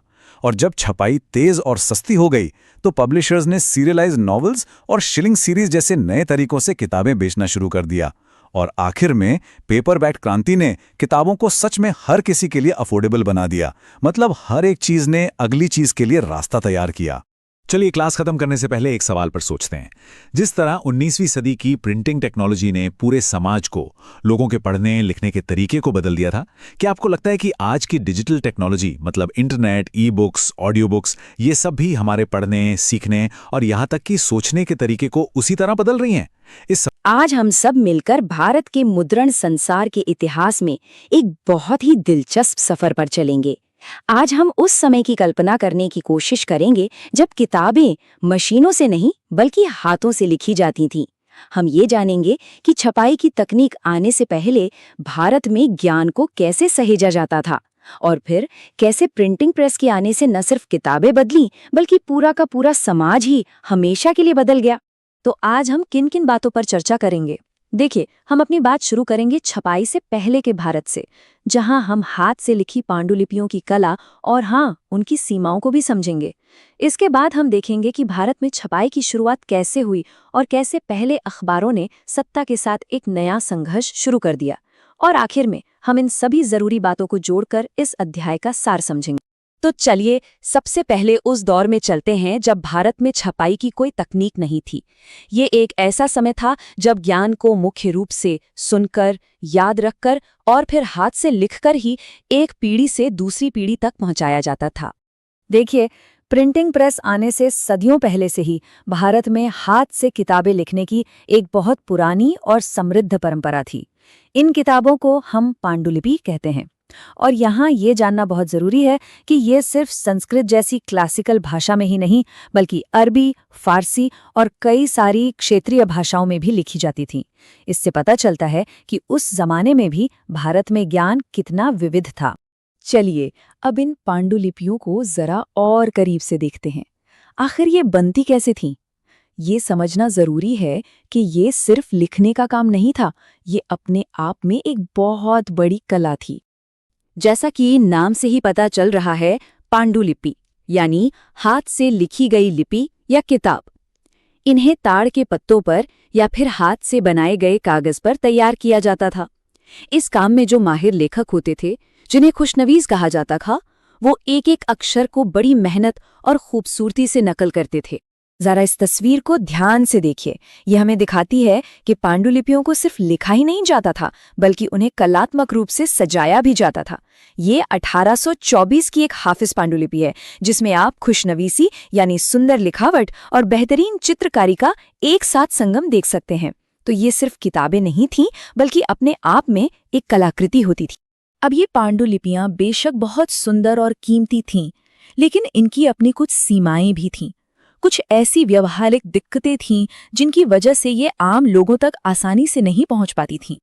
तो क्या-क्या परेशानियां थीं इन पांडुलिपियों के साथ? सबसे पहली बात, ये ताड़ के पत्तों या हाथ के बने कागज पर लिखी होने की वजह से बहुत नाजुक होती थीं। दूसरी बात, इन्हें हाथ से बनाने में इतना ज्यादा समय और मेहनत लगती थी कि ये बहुत महंगी हो जाती थी, मतलब आम आदमी की पहुंच से तो बाहर ही थी। इसके अलावा हर किसी की लिखावट अलग-अलग होती थी, तो उन्हें पढ़ना भी आसान नहीं होता था। इन सबका नतीजा क्या हुआ? नतीजा ये हुआ कि ज्ञान समाज के एक बहुत छोटे और अमीर वर्ग तक ही सिमट कर रह गया। तो फिर सवाल ये उठता है कि अगर पांडुलिपियों की पहुंच इतनी कम थी, तो फिर ज्ञान और नए विचार आम जनता तक, ज्यादा लोगों तक आखिर पहुंचे कैसे? इसका जवाब हमें एक नई तकनीक में मिलता है। और इस सवाल का जवाब एक नई तकनीक में छिपा था, प्रिंटिंग प्रेस। यहीं से भारत में छपाई के एक नए युग की शुरुआत होती है, जिसे यूरोपीय धर्म प्रचारक अपने साथ भारत लेकर आए थे। अब जरा ये देखिए, ये 19वीं सदी का एक छपा हुआ पन्ना है। इसकी तुलना उस हाथ से लिखी पांडुलिपि से करके देखिए। आप देख सकते हैं कि ये कितना साफ है, एक जैसा है और पढ़ने में कितना आसान है। यही वो बड़ा बदलाव था जो प्रिंटिंग प्रेस अपने साथ लेकर आया था। इस टाइमलाइन से हम भारत में छपाई के शुरुआती सफर को अच्छे से समझ सकते हैं। इसकी शुरुआत होती है 16वीं सदी के बीच में गोवा से, जब पुर्तगाली धर्म प्रचारक इसे लेकर आए। फिर आप देख सकते हैं कि ये कैसे धीरे धीरे फैला। 1579 में तमिल में पहली किताब छपी। 1674 तक आते आते कोंकणी और कन्नड़ में भी लगभग 50 किताबें छप चुकी थीं और 1713 में पहली मलयालम किताब छापी गई। इससे एक बात तो साफ है, भारत में छपाई की शुरुआत भले ही धार्मिक प्रचार के लिए हुई, लेकिन इसने धीरे धीरे भारतीय भाषाओं के लिए भी नए रास्ते खोल दिए। छपाई की तकनीक सिर्फ किताबों तक ही सीमित नहीं रही। बहुत जल्द इसका इस्तेमाल एक नए और कहीं ज्यादा ताकतवर माध्यम के लिए होने लगा, और वो था अखबार। अखबारों के आने के साथ ही भारत में सार्वजनिक बहस और सत्ता के साथ टकराव का एक बिल्कुल नया दौर शुरू हो गया। भारत में आधुनिक पत्रकारिता की शुरुआत का श्रेय अक्सर जेम्स ऑगस्टस हिक्की को दिया जाता है। साल 1780 में उन्होंने बंगाल गजट नाम की एक साप्ताहिक पत्रिका निकालनी शुरू की। ये उस जमाने के लिए बहुत बड़ी बात थी, क्योंकि ये एक निजी कोशिश थी जो किसी भी तरह के सरकारी दबाव से आज़ाद होकर खबरें छापने का दावा करती थी। हिक्की का अखबार इसलिए इतना अहम था क्योंकि वो ईस्ट इंडिया कंपनी के बड़े बड़े अफसरों के निजी जीवन और उनके कामकाज के बारे में खुलकर लिखता था। जाहिर है, ये बात अंग्रेजी हुकूमत को बिल्कुल पसंद नहीं आई। इसी के जवाब में उस वक्त के गवर्नर जनरल वॉरेन हेस्टिंग्स ने उन अखबारों को बढ़ावा देना शुरू किया तो सरकार का पक्ष लेते थे। ये दरअसल सत्ता द्वारा सूचना को कंट्रोल करने और अपनी छवि को बचाने की एक कोशिश थी। और देखिए, हिक्की से पहले भी कुछ लोग प्रिंट की इस ताकत को समझ चुके थे। जैसे कि 1768 में ईस्ट इंडिया कंपनी के ही एक पुराने अधिकारी विलियम बोल्ट्स ने कहा था कि वो एक छापाखाना लगाना चाहते हैं ताकि ताकतवर लोगों के गलत कामों को जनता के सामने लाया जा सके। ये इस बात का सबूत है कि प्रिंट को शुरू से ही सत्ता पर लगाम कसने और जवाबदेही तय करने के एक हथियार के तौर पर देखा जा रहा था। और फिर आया एक बहुत बड़ा, एक ऐतिहासिक मोड़। 18वीं सदी के अंत तक अब भारतीय खुद अपने अखबार छापने लगे थे। गंगाधर भट्टाचार्य का छापा हुआ बंगाल गजट किसी भारतीय द्वारा शुरू किया गया पहला अखबार माना जाता है। ये सिर्फ एक अखबार नहीं था, ये भारतीय पत्रकारिता के एक आत्मनिर्भर सफर की शुरुआत का ऐलान था। तो चलिए, एड्यूटेकन की आज की इस कक्षा में हमने जो कुछ भी पढ़ा है उसे संक्षेप में एक बार दोहरा लेते हैं, ताकि सभी मुख्य बातें हमारे दिमाग में एकदम साफ हो जाएं। तो हमने अपनी यात्रा शुरू की थी पांडुलिपियों की कलात्मक लेकिन सीमित दुनिया से। फिर हमने देखा कि कैसे प्रिंटिंग प्रेस यूरोपीय धर्म प्रचारकों के साथ भारत आई। शुरू में इसका इस्तेमाल धार्मिक किताबें छापने के लिए हुआ, लेकिन जल्द ही ये अखबारों के रूप में विकसित हो गई और आखिर में यही अखबार सार्वजनिक बहस का एक मंच बने और औपनिवेशिक सत्ता को चुनौती देने का एक शक्तिशाली हथियार भी। और अंत में आप सबके लिए एक सोचने वाला सवाल। जरा सोचिए, क्या होता अगर छपाई की ये तकनीक भारत में 100 साल पहले आ जाती या 100 साल की देरी से आती? हमारे समाज पर, हमारी राजनीति पर और हमारे स्वतंत्रता संग्राम पर इसका क्या असर पड़ता? इस पर जरूर सोचिएगा। हम अपनी NCERT की किताब भारत और समकालीन विश्व भाग 2 को ही आगे बढ़ा रहे हैं और आज एक बहुत ही दिलचस्प टॉपिक पर बात करेंगे। ये है धार्मिक सुधार और सार्वजनिक बहसें। चलिए, आज की बात इसी एक बहुत ही दिलचस्प सवाल से शुरू करते हैं। जरा सोचिए, एक मामूली सा छपा हुआ कागज, क्या वो पूरे समाज को बदलने की ताकत रख सकता है? 19वीं सदी के भारत में जब छपाई यानी प्रिंटिंग की टेक्नोलॉजी आई, तो उसने सिर्फ किताबें ही नहीं छापी, बल्कि उसने विचारों की एक ऐसी दुनिया बना दी जिसने सार्वजनिक बहस और सामाजिक बदलाव के एक बिल्कुल नए दौर की शुरुआत कर दी। देखिए, 19वीं सदी की शुरुआत से ही भारत में धर्म से जुड़े मुद्दों पर जो बहसें थीं वो बहुत तेज हो गई। लेकिन पहले क्या होता था? ये चर्चाएं अक्सर कुछ पढ़े लिखे ऊंचे तबके के लोगों के बीच ही होती थीं। पर जैसे ही प्रिंटिंग आई, ये सारे विचार उन बंद कमरों से निकलकर बाजारों तक, आम लोगों तक पहुंचने लगे। तो आखिर ये मुद्दे थे क्या जिन पर इतनी गर्मागर्म बहस हो रही थी? इनमें से कुछ थे विधवा दाह, जिसे हम सती प्रथा भी कहते हैं, एकेश्वरवाद यानी ईश्वर एक है या अनेक, समाज में ब्राह्मण पुरोहितों का जो दबदबा था उस पर सवाल उठाए जा रहे थे, मूर्ति पूजा को लेकर भी अलग अलग मत थे। तो प्रिंट ने क्या किया?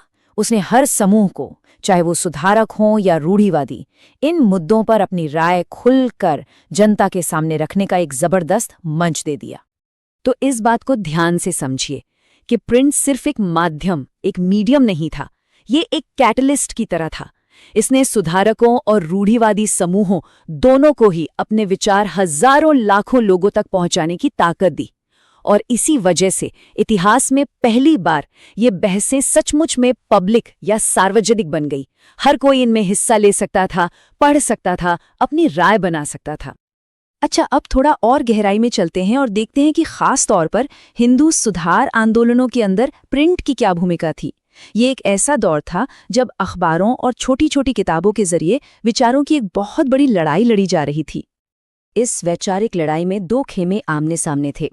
एक तरफ थे महान सुधारक राजा राममोहन रॉय, जो 1821 से संवाद कौमुदी नाम का अखबार निकालते थे और पुरानी प्रथाओं पर सवाल उठाते थे। तो उनके विचारों का मुकाबला करने के लिए दूसरी तरफ जो हिंदू रूढ़िवादी थे, उन्होंने समाचार चंद्रिका नाम की पत्रिका शुरू कर दी। आप कह सकते हैं कि ये दोनों अखबार विचारों के युद्ध का मैदान बन गए थे। और इसी दौर में एक और बहुत बड़ी घटना हुई। 1810 में कलकत्ता से तुलसीदास जी की रामचरितमानस का पहला प्रिंटेड एडिशन छपा। अब जरा सोचिए, रामचरितमानस जैसा महान ग्रंथ जो पहले सिर्फ कुछ विद्वानों या कथावाचकों तक ही सीमित था, अब छपकर आम लोगों के घरों तक पहुंच रहा था। जब धार्मिक ग्रंथ आम बोलचाल की भाषा में छपने लगे, तो वो पहली बार एक बहुत बड़े जनसमूह के लिए उपलब्ध हो गए। चलिए, अब रुख करते हैं मुस्लिम समुदाय की तरफ और देखते हैं कि उन्होंने छपाई की इस नई टेक्नोलॉजी को कैसे अपनाया। देखिए, वो भी अपने धर्म और समाज को लेकर कुछ चिंताओं का सामना कर रहे थे और उन्होंने भी अपनी बात रखने के लिए प्रिंट का ही सहारा लिया। अच्छा, आगे बढ़ने से पहले एक शब्द समझना जरूरी है, उलमा। उलमा कौन होते हैं? ये इस्लाम और उसके कानून, जिसे शरिया कहते हैं, उसके ज्ञानी या विद्वान होते हैं। उस दौर में मुस्लिम राजवंशों का पतन हो रहा था और अंग्रेजों का शासन बढ़ रहा था। तो उलमा को ये डर सता रहा था कि कहीं औपनिवेशिक सरकार इस्लामी कानूनों को बदलकर अपने कानून न थोप दें। तो इस चिंता से निपटने के लिए देवबंद सेमिनरी जैसी संस्थाओं ने प्रिंट का खूब इस्तेमाल किया। उन्होंने मुसलमानों की रोजमर्रा की जिंदगी से जुड़े सवालों के जवाब देने के लिए, उनका मार्गदर्शन करने के लिए हजारों की संख्या में फतवे जारी किए और उन्हें छापकर दूर दूर तक फैलाया। तो सवाल उठता है कि ये फतवा आखिर होता क्या है? देखिए, फतवा एक तरह का धार्मिक या कानूनी हुक्म है, एक राय है जो किसी खास मसले पर कोई इस्लामी विद्वान जारी करता है। और छपाई की वजह से ही ये मुमकिन हुआ कि इन फतवों को बड़े पैमाने पर लोगों तक पहुंचाया जा सका, जिससे ये पूरे मुस्लिम समुदाय के लिए एक गाइड की तरह काम करने लगे। लेकिन प्रिंट की दुनिया सिर्फ गंभीर और विद्वानों वाली बहसों तक ही सीमित नहीं थी। नहीं, इसने साहित्य के कुछ नए और मज़ेदार रूप भी पैदा किए।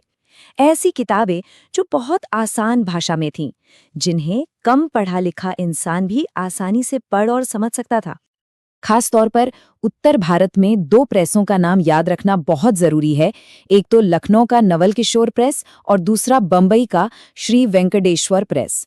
इन दोनों ने धार्मिक किताबों को बहुत ही सस्ती कीमतों पर और बड़ी संख्या में छापकर आम लोगों तक पहुंचाने का बहुत बड़ा काम किया। तो चलिए अब हम स्थानीय भाषाओं में छपने वाले अखबारों यानी वर्नाक्युलर प्रेस के बड़े असर को समझते हैं। ये प्रेस सिर्फ खबरें नहीं दे रहा था, नहीं, ये तो सामाजिक टिप्पणी करने का और अलग अलग समुदायों को आपस में जोड़ने का एक बहुत शक्तिशाली औजार बन गया था। अपनी किताब में दिए गए स्रोत ग पर नजर डालिए। ये नेटिव ओपिनियन नाम के एक अखबार से लिया गया है। इसमें कहा गया है कि भारतीय अखबारों की भूमिका ठीक वैसी ही है जैसी इंग्लैंड की संसद में विपक्ष की होती है।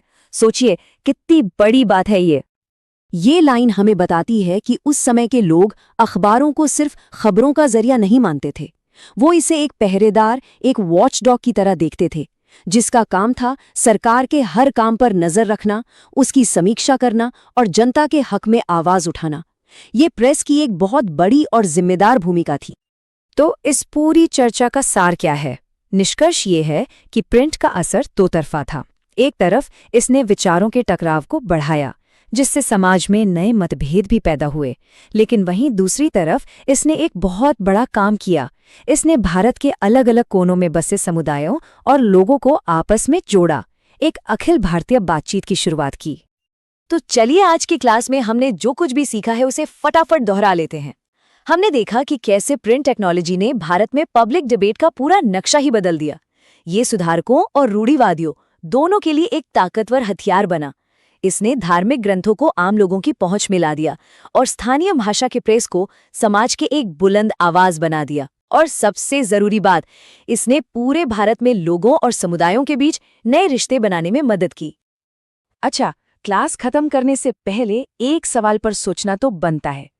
अगर 19वीं सदी में प्रिंटिंग टेक्नोलॉजी इतनी ताकतवर थी, तो आज के हमारे समय का प्रिंट क्या है?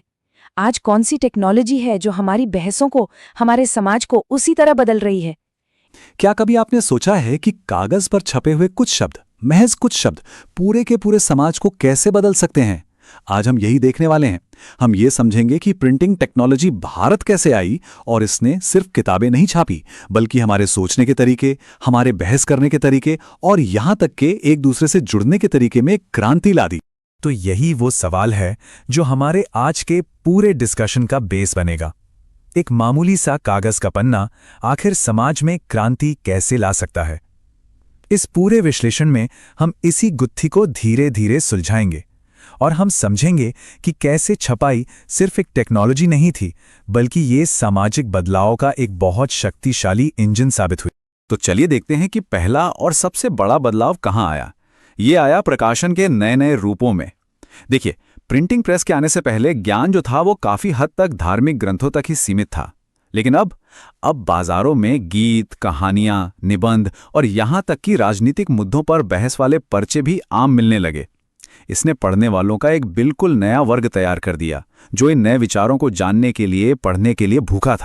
और इसका असर बहुत गहरा था। छपे हुए शब्दों ने आम लोगों को अपनी छोटी सी बंधी बंधाई दुनिया से बाहर झांकने का एक मौका दिया। अब वे दूसरों के जीवन के बारे में, उनके संघर्षों के बारे में, उनकी खुशियों के बारे में पढ़ सकते थे। इससे न सिर्फ उनकी दुनिया बड़ी हुई, बल्कि लोगों में एक दूसरे के लिए सहानुभूति भी पैदा हुई, और यहीं से सार्वजनिक बहसों की शुरुआत हुई। अच्छा, तो ये तो हुई शब्दों की बात, लेकिन प्रिंटिंग का कमाल सिर्फ शब्दों तक ही नहीं रुका था। 19वीं सदी के आखिर तक आते आते प्रिंटिंग प्रेस ने तस्वीरों की दुनिया में भी एक क्रांति ला दी। अब चित्र, कलाकृतियां, ये सब आसानी से हजारों लाखों की संख्या में छापे जा सकते थे, और इसी से भारत में एक नई दृश्य संस्कृति यानी कि एक विजुअल कल्चर का जन्म हुआ। इसका सबसे बेहतरीन उदाहरण है महान चित्रकार राजा रवि वर्मा, जिनकी ये पेंटिंग आप यहां देख रहे हैं। उन्होंने क्या किया? उन्होंने अपना खुद का प्रिंटिंग प्रेस शुरू किया, और इससे हुआ ये कि उनकी कला, जो पहले सिर्फ महलों तक सीमित थी, वो अब आम लोगों के घरों तक पहुंच गई। अब सोचिए, कोई भी गरीब से गरीब व्यक्ति भी बाजार से देवी देवताओं की ये खूबसूरत तस्वीरें खरीदकर अपने घर में लगा सकता था। ये सचमुच में कला का लोकतंत्रीकरण था। अब देखिए, प्रिंट सिर्फ सुंदर तस्वीरों या कहानियों के लिए ही नहीं था, ये बहुत जल्द सामाजिक और राजनीतिक टिप्पणी का एक ताकतवर हथियार बन गया। पत्रिकाओं और अखबारों में कार्टून छपने लगे। ये कार्टून उस समय की सामाजिक कुरीतियों पर, और खासकर उन भारतीयों पर जो पश्चिमी संस्कृति की नकल करते थे, उन पर तीखा व्यंग्य करते थे। इससे सार्वजनिक बहस के लिए एक बिल्कुल नया मंच तैयार हो। चलिए, अब एक बहुत ही जरूरी पहलू पर आते हैं, महिलाओं पर प्रिंट का क्या असर हुआ। सच कहूं तो प्रिंट का उनके जीवन पर असर शायद सबसे ज्यादा जटिल और गहरा था। एक तरफ इसने उन्हें अपनी बात दुनिया के सामने रखने का एक जरिया दिया, तो वहीं दूसरी तरफ उन्हें समाज के कड़े विरोध का भी सामना करना पड़ा। मतलब ये उनके लिए एक दो-धारी तलवार की तरह था। उस समय का समाज, आप समझिए, महिलाओं की पढ़ाई लिखाई को लेकर दो हिस्सों में बटा हुआ था। एक तरफ थे उदारवादी सोच वाले पिता और पति, जो ये मानते थे कि शिक्षा महिलाओं को सशक्त बनाएगी, उन्हें बेहतर इंसान बनाएगी। वहीं दूसरी तरफ रूढ़िवादी हिंदू और मुस्लिम दोनों को ही इस बात का डर था कि पढ़ी लिखी महिलाएं विद्रोही हो जाएंगी और अपने पारंपरिक घरेलू कर्तव्यों को छोड़ देंगी।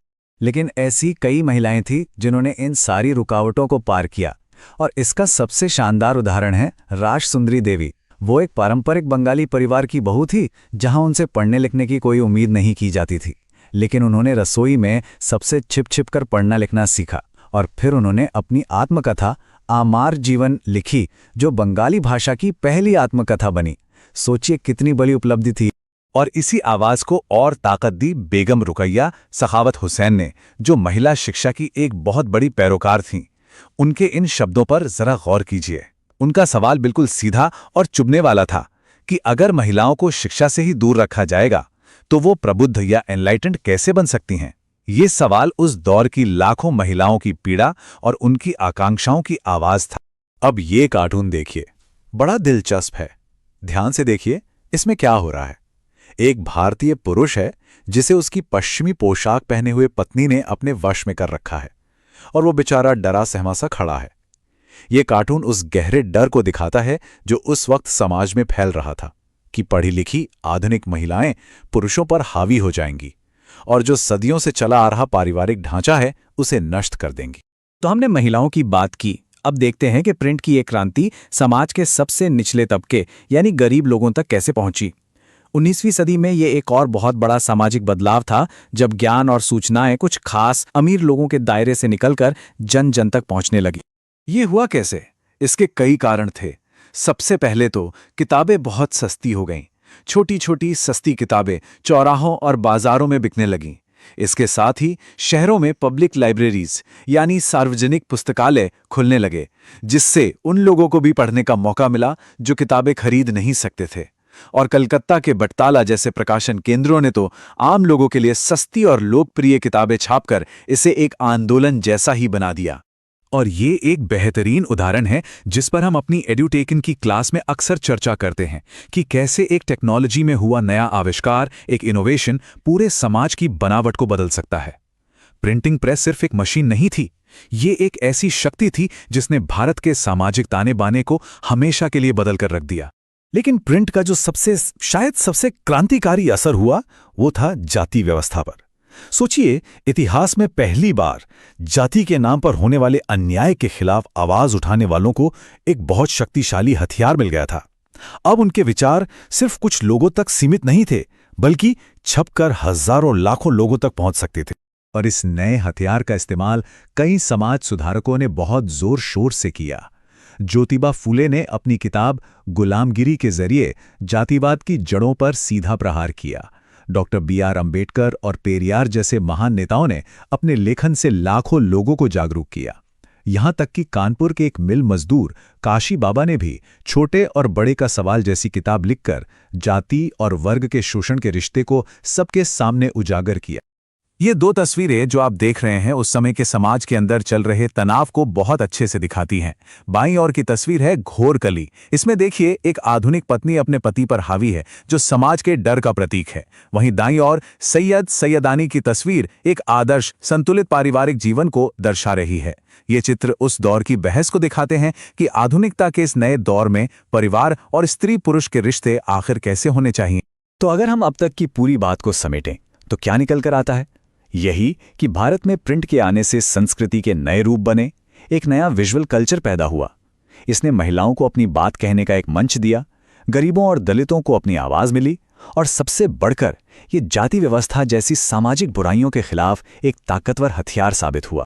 तो आखिर में ये एक सवाल हमारे सामने आता है और ये बहुत ज़रूरी सवाल है कि प्रिंट ने भारत को सिर्फ पढ़ना लिखना ही नहीं सिखाया, बल्कि उसने हमें सवाल करना भी सिखाया। सत्ता से सवाल, परंपराओं से सवाल और अन्याय से सवाल। अब आप सब सोचिए कि आधुनिक भारत के निर्माण में इस सवाल करने की आदत का कितना बड़ा, कितना महत्वपूर्ण योगदान रहा होगा। प्रिंट और प्रतिबंध, इसमें हम ये समझने की कोशिश करेंगे कि जब भारत में अखबार छपने शुरू हुए तो अंग्रेजी सरकार और भारतीय प्रेस के बीच का रिश्ता आखिर कैसा था। ये एक ऐसा रिश्ता था जिसमें सहयोग भी था और टकराव भी। अच्छा, तो इस पूरे अध्याय को समझने के लिए हम अपनी एनसीईआरटी की किताब को ही आधार बनाकर चलेंगे। हम एक एक करके बिल्कुल पैराग्राफ बाय पैराग्राफ पढ़ेंगे और समझेंगे ताकि कोई भी जरूरी बात छूट ना जाए। और सबसे जरूरी हम ये जान सकें कि आखिर अंग्रेजी हुकूमत ने भारत में छपने वाली बातों को काबू में करने की कोशिश क्यों की और कैसे की। तो चलिए बिल्कुल शुरुआत से समझते हैं। देखिए 1857 की जो क्रांति हुई उससे पहले तक ईस्ट इंडिया कंपनी को सेंसरशिप की मतलब बहुत ज्यादा फिक्र नहीं थी। उनको लगता था कि भाई सब कुछ कंट्रोल में है। हाँ, पर इसका ये मतलब नहीं कि वो पूरी तरह से आज़ादी देते थे। अगर कोई भी लेखक या अखबार कंपनी के गलत शासन की आलोचना करता था और उससे उनके अधिकारी नाराज हो जाते थे तो उसे रोकने के लिए शुरुआती कदम जरूर उठाए जाते थे। अब देखिए 1820 के दशक तक आते आते क्या हुआ। कलकत्ता, जो उस समय ब्रिटिश भारत का सेंटर था, वहां के सुप्रीम कोर्ट ने प्रेस की आज़ादी पर कुछ पाबंदियां लगाने वाले कानून पास कर दिए और इन्हीं कानूनों का सहारा लेकर कंपनी ने उन अखबारों पर शिकंजा कसना शुरू कर दिया जो अंग्रेजी राज की कमियां उजागर कर रहे थे। लेकिन जाहिर है इस सख्ती का विरोध भी हुआ। जब अंग्रेजी और भारतीय भाषाओं मतलब दोनों ही तरह के अखबारों के संपादकों ने मिलकर याचिकाएं दी तो उस समय के जो गवर्नर जनरल थे बेंटिंग, उन्हें प्रेस कानूनों में ढील देने के लिए राजी होना पड़ा। और इस बदलाव में एक बहुत बड़ा हाथ था एक उदार सोच वाले अंग्रेज अफसर थॉमस मैकॉले का। उन्होंने ही प्रेस की आज़ादी को फिर से स्थापित करते हुए नए नियम बनाए। लेकिन फिर आया साल 1857 और इस एक विद्रोह ने सब कुछ बदल कर रख दिया। इस क्रांति के बाद प्रेस की आज़ादी को लेकर अंग्रेजी सरकार का जो नजरिया था ना, वो एकदम पलट गया। अब वो बहुत ज्यादा सख्त हो गए थे। तो अब अंग्रेजी सरकार की सबसे बड़ी चिंता क्या थी? वो थी देसी प्रेस, यानी वो अखबार जो भारतीय भाषाओं में छपते थे। क्यों? क्योंकि ये अखबार बहुत ही मुखर होकर सरकार की आलोचना कर रहे थे और इससे राष्ट्रवादी भावनाएं बढ़ रही थीं। बस इसी वजह से सरकार और इन राष्ट्रवादी अखबारों के बीच रिश्ते खराब होते चले गए और नतीजा, सरकार ने इन्हें काबू में करने के लिए एक के बाद एक कई कड़े कानून लागू कर दिए। अच्छा, इन्हीं कड़े कानूनों में से एक सबसे बदनाम कानून था और ये नाम हमें याद रखना है, 1878 का वर्नैक्युलर प्रेस एक्ट। ये कानून आयरलैंड में लागू प्रेस कानूनों की नकल करके बनाया गया था और ये सरकार के हाथ में दमन का मतलब जुल्म करने का एक बहुत बड़ा हथियार बन गया। इस एक्ट ने सरकार को अनलिमिटेड पावर दे दी, ये अधिकार कि वो भारतीय भाषाओं के किसी भी अखबार की रिपोर्ट या संपादकीय को जब चाहें सेंसर कर सकती थी।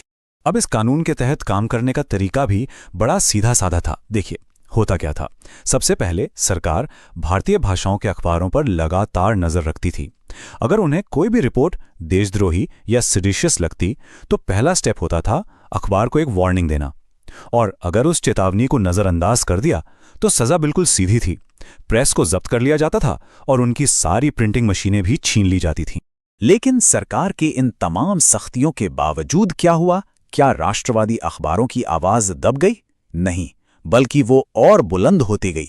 ये अखबार देश के कोने कोने में फैलते गए और लगातार अंग्रेजी कुशासन की पोल खोलते रहे और आज़ादी के लिए लड़ने वालों का हौसला भी बढ़ाते रहे। तो अब जब सरकार इन राष्ट्रवादी आवाजों को दबा नहीं पाई तो उसने क्या किया? उसने पत्रकारों पर ही सीधे मुकदमे चलाने शुरू कर दिए। और इसका सबसे बड़ा उदाहरण है बाल गंगाधर तिलक। उन्हें उनके राष्ट्रवादी और जोशीले लेखन की वजह से बार बार निशाना बनाया गया। जैसे साल 1908 में तिलक जी ने अपने अखबार केसरी में पंजाब के क्रांतिकारियों के समर्थन में एक लेख लिखा। बस सरकार ने इसे देशद्रोह मान लिया और उन्हें जेल में डाल दिया, और इस गिरफ्तारी के खिलाफ पूरे भारत में जबरदस्त विरोध प्रदर्शन हुए। अब अगर हम अपनी किताब में दिए गए बॉक्स 5 को ध्यान से देखें तो हमें पता चलेगा कि यह दमन और भी ज्यादा बढ़ गया था।